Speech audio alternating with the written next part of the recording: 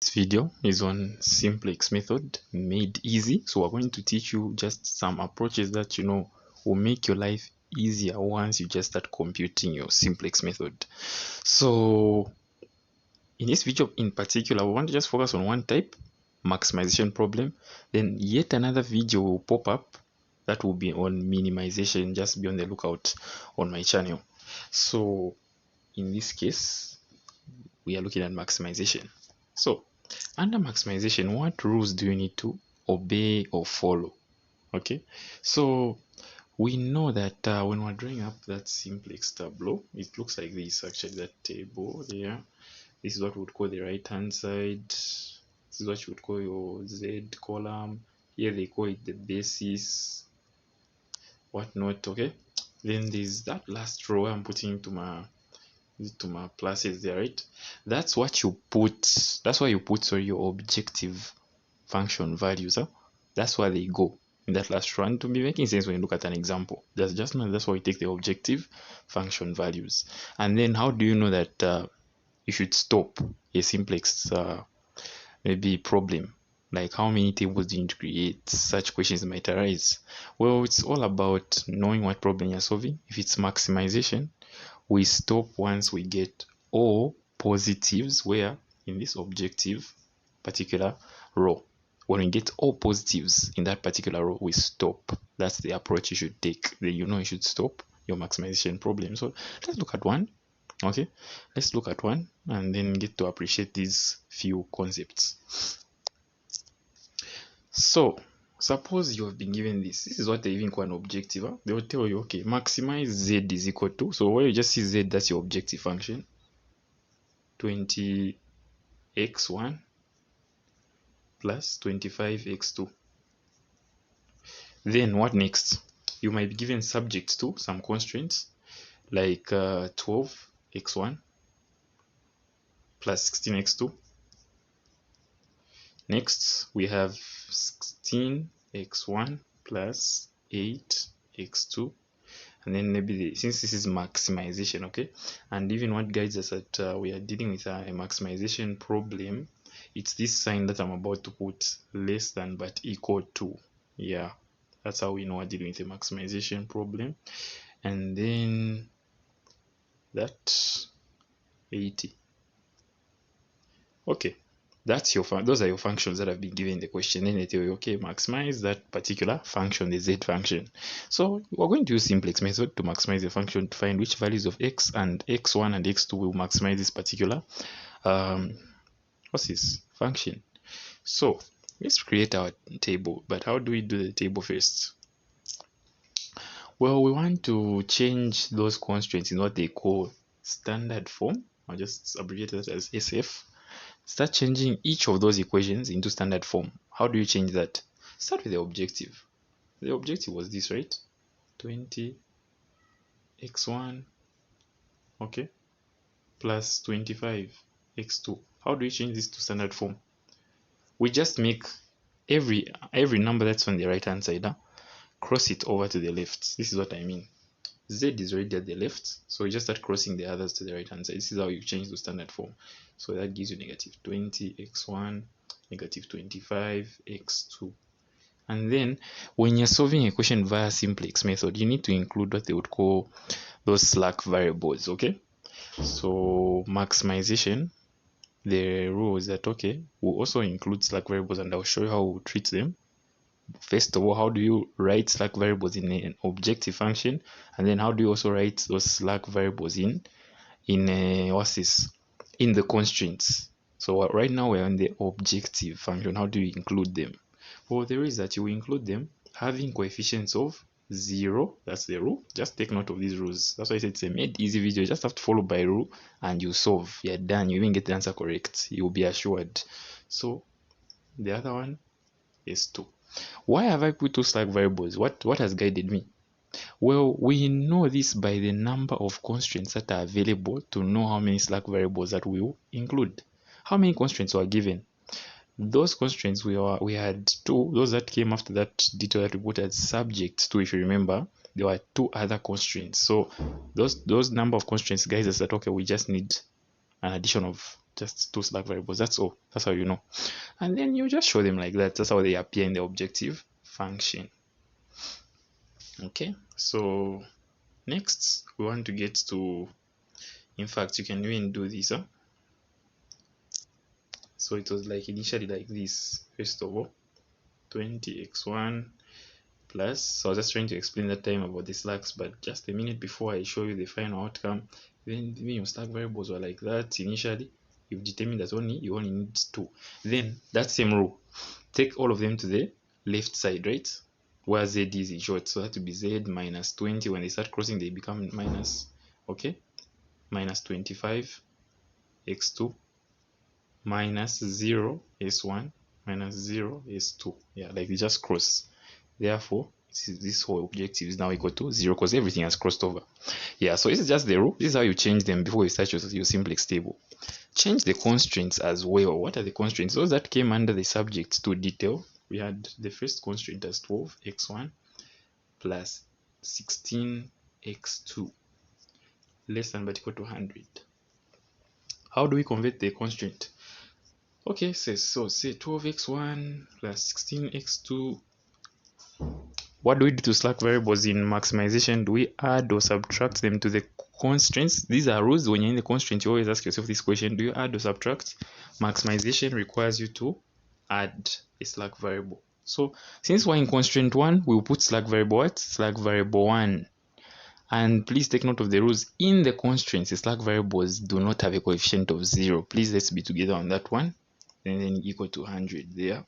The next constraint we had was, and by the way, once you're changing them to this form that we call standard form, ignore the signs. We just say equal to this so that it will be easy to compute in the table. The last constraint was 16x1 plus 8x2 less than but equal to 80. Change this as well to standard form. 16x1 plus 8x2. We're in the second constraint, meaning what slack variable do we add on? Second, slack 2. That's just the rule. Second constraint gets second. Third constraint, third slack, just like that. As we said, we ignore the signs and just say equal to 80. You've changed. It's these changed figures that will now be put in where? In the simplex tableau, and I'll be explaining as we move. So let's create a table and record these constraints correctly. This is the table you need to create first of all before you start your simplex table. Just ask yourself what variables are there. There was x1, there was x2. We included it slack variable 1, slack variable 2. Those are things you represent just like that. RHS is just the right hand side. What do we mean? You remember your constraints were equal to something, right? Like the first constraint was equal to 100 and the second constraint was equal to 80. So those are what they call the right hand side. Yeah. So then we start. What do we put in that column which is written as B? Because B stands for basis. I've just abbreviated it. So we put those further additions that were added to our constraints, which in this case are slack variable 1, which was a further addition to constraint 1, and slack variable 2, which was a further addition to what's this? Constraint number 2. So those are the ones that appear in your basis. So in short, if you have slack variables most of the time, that's what you have to put. Okay, this is just under maximization. If it's minimization, I will even show you what you would have put in your basis column. But when it's maximization, what were the further additions that you made? You added slack variables. So those are what become your basis because you want to get rid of them at some point. Okay, then you start putting in the figures. Remember, which constraint did we add S1 to? It was the first constraint, right? Which had 12x1 plus 16x2. If you just run the video, is equal to 100. So start putting those particular, just the coefficients are needed, which were along the where S1 of course was put. So you would find that where S1 belonged, there was a 12x1. That's why we're putting 12 where there's x1. There was a 16x2, and then we put 16, just the coefficients. On S, there was S1 in that row, right? We just put plus S1, meaning what's the coefficient of the slack variable in the constraint. Please, the coefficient of the slack variable in the constraint is 1. Don't mistake it with the objective. In the objective, it's 0, but in the constraint, the slack variable's coefficient is 1. Then here was a slack variable 2 in the line of S1. in short, was there slack variable 2 in the first constraint? No, if it wasn't there, you just put a 0. What was the right hand side? In short, what was this equation? Equal to 100. S2, which equation had S2? It was constraint number 2. What were the coefficients? 16, 8, and then there's 1. Okay, 0, sorry. There was no S1 in the second constraint, and then there was an S2, which we said the coefficient of this slack variable in the constraint, it's 1. What was this equal to? 80. What goes in the objective row now? The final row here, as we were explaining earlier. Oh, I've recorded the objective, but how did I do that? So remember how we changed the objective to standard form, right? Well, we brought everything to the left hand side. It was like z minus 20 minus, that was 20x1, sorry, minus 25x2. That's in our right. Yeah, then we had minus 0 s1. The slack variables, their coefficient in the objective is 0. Don't confuse it with the way the rule is for them in the constraints.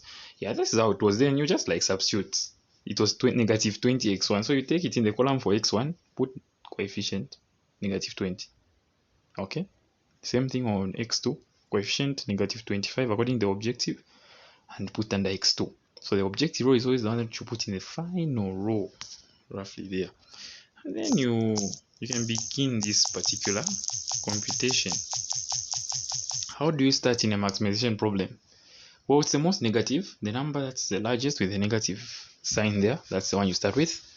So that's your pinpointed column, and then start finding ratios. How do you find ratios? Well, the pinpointed column gets to highlight the two figures that are there, right? Those two figures are your focus. Why? Because they are the ones that are along S1 and S2. The two figures that I told you in the beginning that at some point they'll have to be gotten rid of. Okay? Yeah, that's why we're pinpointing those particular figures, because how do we know which figures to pinpoint? We look out for the most negative as we have found it, and once you find the most negative, you will know which figures which will be your focus. We call this the pivoting column. Yeah, and then once you find those figures that you're focusing on, start dividing them into their right hand sides respectively. Like 16 is with 100 right hand side, right? Okay, so 16 into that, isn't that 6 point something? Okay, recurring. Yeah, so you can just put 6.25. okay, that's the figure. The other one, 8 into 80, that's 10. Okay, then you choose the smallest ratio. 6.25 is smaller than 10, right? That's the one you go for. You choose the figure among those that have been circled that is along the smallest ratio. Which one is that? It's 16, right? Because it's the one which is along the smallest ratio, and it's among those we have highlighted in the circle. After identifying the figure there, what do you do to it? Make it a 1. That's the first step. Well, as we make it a 1, of course, it will affect its other parties in the equation, right? Because they are part of the same equation. Then, from that particular figure that you have identified, the 16, you ask yourself another question. Which column and row is it seated in? 16 is in column x2 and row S1. From there, you can determine which of the slack variables you are getting rid of as of this first selection. So we had what? 16 is in x2 and S1, right? Which of the slack variables will go?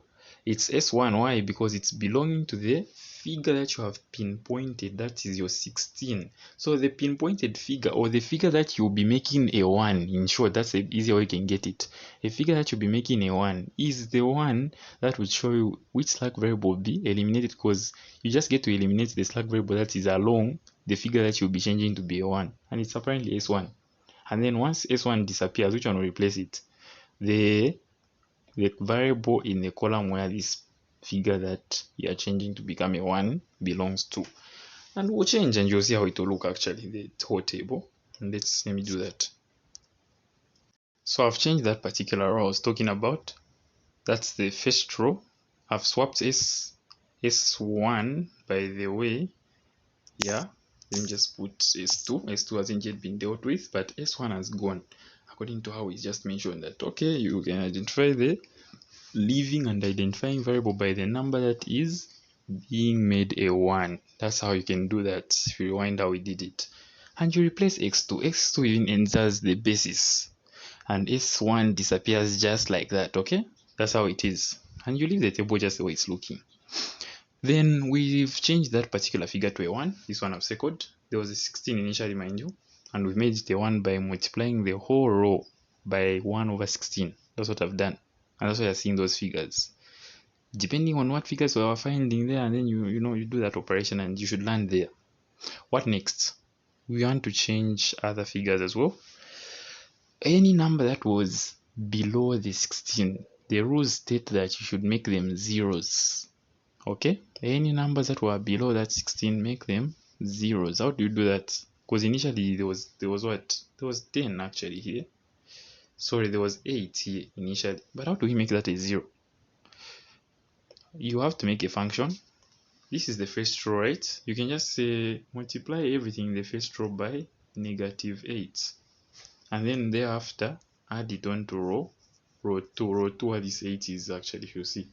So you just make a function because you're trying to eliminate that 8 and make it a 0. According to that rule, all numbers that fell below that figure that you've changed to a 1, make them zeros, and that's what you do. So I'll just show you like the final outcome as well in here. So you should end up with the following figures. So once you've multiplied first of all everything in the first row, the first row, that's the one you're seeing on the screen, you multiply everything in the first row by 8, then add it on to row 1. You will tell me that you will achieve a 0 here. It will definitely be there. Yeah, so this is how it will look. 10 minus half, 1, and 30. This is what will change. So basically that's that. It's just about making an operation. You multiply it on that the row that you're making an operation on, and then you add with all the individual figures that are in the next row. That's how you can achieve that 0 you're looking for. So are we done with all the numbers that were below that particular figure you made the 1? No, we're not done. Look at the column of where that figure that you made the 1 belongs to. We had 8, we've made the 0. There was yet another number which was in the objective. It was this one, the -25. Just recall there was a -25 in that particular column. Also make it a 0, because these are rules. How do we make -25 a 0? Well, remember that all these operations should always be made on what? Make all the operations on the row where there is that 1. Okay, just remember this. We make those operations on the row that has a 1. It's like something that used to be applied in reduction method in matrices. Yeah, so we go to that particular row that has a 1, and what we ask ourselves, what can we do to make this -25 a 0? Multiplying that entire row by 25. So you can just make it a simple function. Let's say +25. Since that was -25, you can say +25 of the entire row 1. The entire row 1 is that one which is having 3/4, 1, 1/6, 1/16, sorry, 0. That's the row 1 we've been talking about, and we'll make all the computations on that one, because the rules are that make all your computations on the one with having a 1. So you multiply everything by 25, because the rule is that when you're changing something to a 0, multiply that row by the opposite. That's all. Then add it to the third row. So, as I was just saying earlier, you're making an operation that will make there was a 25 that was in that column that we had made the 1 for. Okay, there was a -25 in that final row, which we call the objective row, and we're trying to make it a 0. What operation would you make to make that one a 0? So you would say the opposite of that number. That's how we make a number a 0. If it was negative, use the positive version and compute it in a certain row, like row 1, which is the first one, having those 3/4, 1, 1/16 and the like. Then add it to row 3 and you'll definitely achieve your 0. And when you do that, you tell me that you should land at this stage where you get a 0 there officially. Here it gives you a -1.25 here. There it gives you 1, 9/16. It was like some fraction. I'm just taking it as a mixed. Here 0. Here it gives you 156.25. So even this column is changing. Okay, remember it started with 0, but when you make a function on an entire row, right, you're going to multiply that 25 by that, by that, by that, follow those to my dots and put here, and also by that. And then when you're done, you're going to add it to this row, all those digits individually, then you get. That's how I found those figures there. Then is the question done, or are we supposed to stop here? Well, if it's maximization problem, we only stop when we get all positives in our objective row, which is the last row here. So have we gotten all positives? No, we proceed. We pinpoint our next figure. Apparently it's the only one. You won't even have to start asking yourself which one is the most negatives. There's only one. So just get that same particular one under the column of x1. And once you've identified the column that you'll focus on, it identifies 2 digits just like we did previously. Okay, so it has pinpointed 2 digits which we would call the pivoting column. And first of all, remember the rule: once you've pinpointed 2 digits, find ratios. How do you find ratios? Divide those particular digits by their respective right hand sides. So 3/4 into 625 gives you what? So that you can at least get to gauge your ratios there, because 3/4 into 625, it's giving me 6.25, sorry. This is giving me 8.33. Okay, so there's no space, I'll put a comma 8 there. How about 10 into 30? 3. Smallest ratio among the two? Go for the 3, right? Then you ask yourself, which of the two numbers that have been circled is in the line of the smallest ratio? Well, it's 10, right? You pinpoint 10. Once you find that particular number, what's the rule? Make it a 1. How do you make it a 1? Find an operation that will make this particular digit, a 10, to become a 1. You can multiply maybe the entire row by 1 over 10, or divide the whole row by 10. You still get a 1. Huh? Yeah. And then we said that once you've identified that number that's being changed to a 1, make sure you always check for the entering and also the leaving variable. So I'll repeat, check for the entering and leaving variable. Based on that number that you've pinpointed that this one has to be changed to a 1, which apparently is our 10, you ask yourself, 10 is under which column? It's under x1, right? Under which row? It's also sitting in the line of S2. So we know our end game is to get rid of the slack variables from the basis. So you get rid of S2 at this point since it's in the line of 10, and X1 will drop and join the basis there. So this is how it will actually look, this iteration, when you change it. So you would have your same simplex tableau. Yeah, the same one. Yeah, the same X1. This part never changes, by the way. You can have your slacks just like that.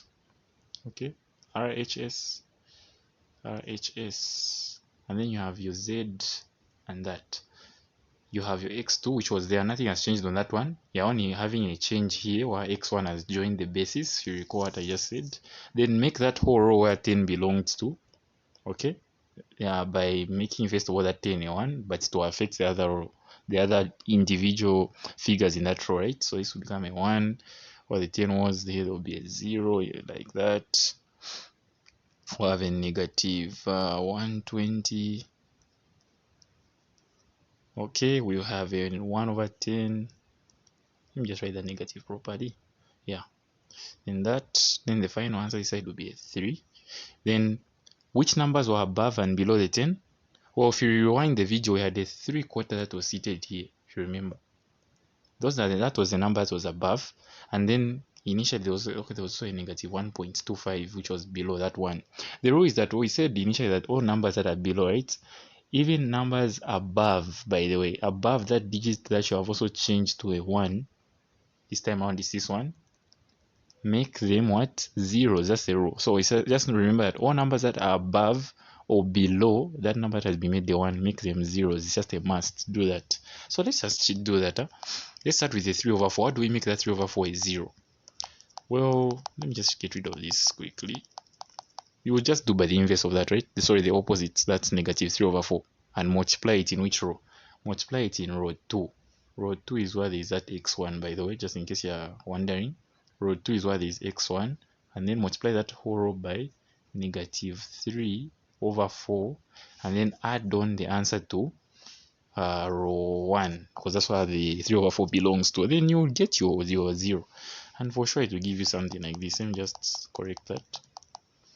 So you get a 0 there. Here to give you a 1. After you've distributed and you're adding at this point, give you a 1 there. Here it gives you 1 over 10. Negative 3 over 20. 4. Next, the final row. This objective row, right?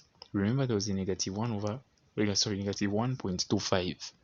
It's the last digit that was below, okay, this particular number that was made the 1, and you remember the rules, make it a 0. How do we make this a number a 0? The opposite of this, right? Positive 1.25. And where are we multiplying that particular positive 1.25 on? Well, we can make, as we said, we always make operations on the number that has been changed to a 1. The row in which that number has been changed to a 1 belongs to. That's what we make all our operations on. And apparently it's in row 2, and we would say, okay, the opposite of that number, you would say positive 1.2, okay, and then multiply it with everything in row 2, then add your answer to this last row where there's the objective. We'll call it row 3. Then you can get your answers. Okay, let me just show and share the answers there quickly as well. So you achieve your 0. Okay, here as well there's a 0 resulting. Here is a 3 over 2, and then here is a 1 over 8, right? And therefore our final z is being given as 160. Well, can we stop? Well, of course we should. What is 0 for maximization? When all negatives have gone, or should I say when we are just left with positives, we stop. That's how you know. In the what? Objective row. This is your objective row. Then you're done. What have you? I'm sure you've noticed those fractions that are below there, right? The 3 over 2, the 1 over 8, those which are in the objective row. Do you know that these can actually be your proof, apart from what I'm about to show you? Because of course, yes, these are your final answers, the ones I'm ticking. Yeah, these are your final answers. That's your x1 and x2 value that you would test in the objective to see if for sure it will give you 160. But there's another proof. You can use these particular fractions, which they would call shadow prices. Yeah, you can use these to also prove, and I'll demonstrate. Just remember them: 3 over 2, 1 over 8. I'm about to share a screen of how you would do that. Then I'll show you the general way of proving. This is just a trick or like a tip you just need to know. Okay, so I'll get the 3 over 2 and 1 over 8 and go and show you how you prove from. So what you do is that, okay, get the 3 over 2 first. 3 over 2 belongs to which column? You find that it was under S1, right? A 3 over 2 was under S1. Test this one on the right hand side of the first constraint. Remember this, sir? Test this on the right hand side of the first constraint. What is the first constraint? According to your initial question, the first constraint is that one which was, if you rewind the video, 12, it was like this: 12x1 plus 16x2. Okay, then it was like less than but equal to 100, right? Test it on the first right hand side. The right hand side is this. This is what we mean by right hand side. The number, in short, the number that comes after a sign. Okay, yeah, that's your right hand side because you're looking at left and right. Yeah, imagine you're positioned on the sign. What's on your left? It's this equation, right? What's on your right? It's the 100. That's how you look at the right hand side. So it's your 100. That's why you're going to multiply this fraction by. So it will be like 3 over 2 times 100. Okay, don't forget this. Plus what? What was the other fraction which we left in the objective? 1 over 8. What are you multiplying this 1 over 8 by? By the right hand side of the second constraint. The second constraint was like this: 16x1 plus 8x2 less than but equal to 80. What was the right hand side? We said the second right hand side, right? It's this one again, 80. Go and show it there. So I want to just show you quickly there, then 80, right? That's what you do. So the first particular fraction there by the first right hand side, second one by the second right hand side. Prove if you get 160 as the answer here. If you don't get it, then then you're wrong. Yeah, that's something to just tell. And I'm getting the answer myself. This was giving me 150. This is giving me 10. Therefore 160. I've proved just like that. What's the tradition of proving? Go to the z function. What was the z function? 20x1 plus 25x2. Substitute your values of x1 and x2. If you rewind the video, you found that we found this for x1. We found this for x2. Answer 60 plus 100. Therefore 160. Yeah, that's all. So basically prove your answers and you're home and dry. So this video is just on maximization. Watch out for one which we'll do on minimization.